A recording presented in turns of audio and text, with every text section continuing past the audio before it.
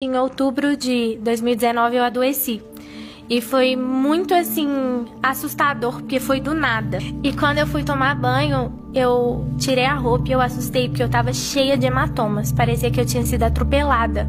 E nessa hora, minha mãe se desesperou. Ela falou assim, filha, vai pro hospital agora. E eu fui pro hospital. E aí, quando eu fui mostrar pro médico os hematomas já tinham se quadruplicado. E eles nasciam hematomas na frente dos médicos. E o médico nunca tinha visto aquilo. E aí ele, só um minuto que eu vou chamar outro médico. E aí veio esse médico, ele, só um minuto que eu vou chamar outro médico. E começou a chamar um, outro, até que já tinham vindo 15 médicos. E nenhum dos médicos sabiam o que eu tinha. E a gente começou a procurar os melhores médicos que a gente podia. E eu fazia exames, tinha um dia que eu fazia 75 exames. E nada, ninguém sabia o que eu tinha. E tipo, a gente já tinha procurado os melhores médicos do Brasil. E você sentar na frente de um dos melhores. E ele falou assim, olha, tem coisas que a medicina não é capaz de explicar. Tem doenças que a gente não entende. E o que a gente entendeu, a gente fez os exames mais tops, os mais avançados. E tudo consta como inconclusivo. Tem doenças que a medicina ainda não sabe que existe. E a gente não consegue explicar o que a filha de vocês tem.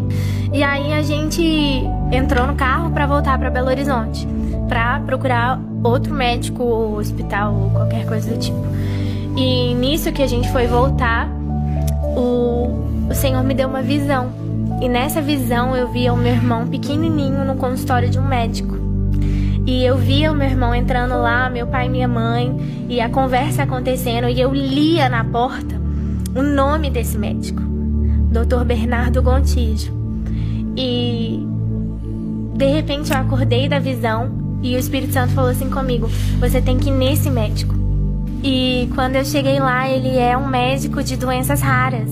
E só que nesse tempo, com tudo isso acontecendo, eu já decidi que eu ia voltar a viver normal, entendeu? Bem doida, né? E eu tomei essa decisão, falei, eu vou voltar a fazer o que Deus me mandou fazer, eu vou servir, eu tô doente, mas Deus continua curando, eu tô com problema, mas Deus resolve os problemas, porque não tem cura, Deus tem milagre. Com isso tudo, eu apresentei e ministrei e preguei o Congresso Moças Diante do Trono, profetizei cura para muitas jovens, orei por muitas jovens, porque eu entendo que não é porque eu tô doente que Deus não é um Deus que cura. Deus é independente como eu esteja. Ele sempre é. E nesse processo todo, eu recebo uma ligação de uma pastora de Manaus, de uma agenda que estava marcada, né, antes de eu adoecer. E ela falou assim, oi Lu, tudo bem? Eu tô ligando pra... Aí eu pensei, né, cancelar, Covid. Ela falou assim, pra confirmar. E aí eu tava pronta pra falar com ela, né, pastora? Infelizmente eu não vou poder ir e tudo. E aí quando eu fui falar com ela, o Espírito Santo falou assim comigo, você vai. E quando eu cheguei, essa é a parte mais linda. Quando eu cheguei, tinha uma salinha, sala pastoral, assim, né? O pessoal chama de sala VIP, mas eu não gosto desse termo. Aí tinha a sala ali e quando eu entrei, tinha um cara tomando soro na veia. O que eu achei que era soro na veia. E uma enfermeira. E eu falei assim, o senhor passou mal? E esse cara virou e falou assim, não, eu não passei mal, não. Eu tô fazendo minha última sessão de quimioterapia. Falei, quê? Ele falou assim, eu não quis deixar de vir. E eu tenho um câncer terminal. Eu tenho um câncer de 11 centímetros. E eu vim pra cá e eu tô fazendo minha última sessão de químio.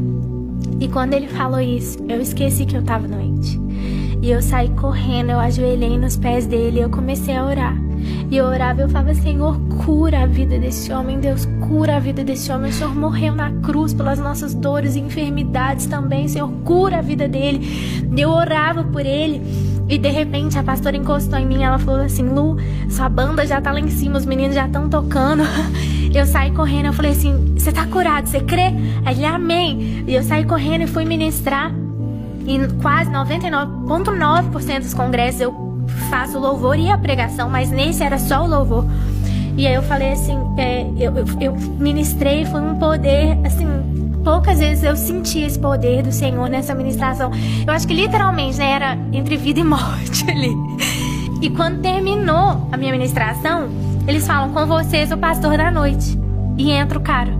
ele vira e fala assim, ó, tem 11 anos que eu luto contra o câncer e eu já tô no estágio terminal, mas enquanto eu viver eu vou fazer o que Deus me chamou pra fazer. E ele começou a pregar e eu lembro que eu falei, nossa, 11 anos que as pessoas oram por ele, quem sou eu?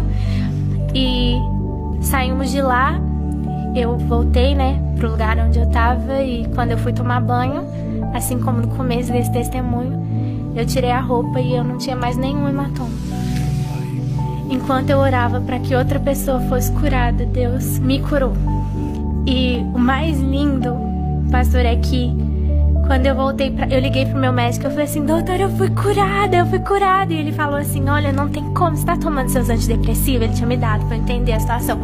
Eu falei, não tô, porque eu não tô precisando disso. Eu falei assim, eu fui curada. Ele falou, não tem jeito de você ter sido curada, isso é uma doença que não tem cura. Eu falei, quando eu voltar, você vai me ver, eu fui curada. E quando eu voltei, ele e os 15 médicos atestaram que eu fui a primeira pessoa a ser curada dessa doença. E pra finalizar, nesse dia que eu recebi o atestado de cura, e eu recebo um WhatsApp. E esse WhatsApp falava assim, oi Lu, tudo bem? É o pastor que ministrou com você em Manaus. A pastora Luciana, que era a pastora que nos convidou, me passou seu número e eu queria que você visse esse documento que eu tô te mandando. E quando eu abri o documento, falava assim, e nenhuma célula cancerígena se encontra mais presente. Meu! Esse é o nosso Deus. Gente, olha...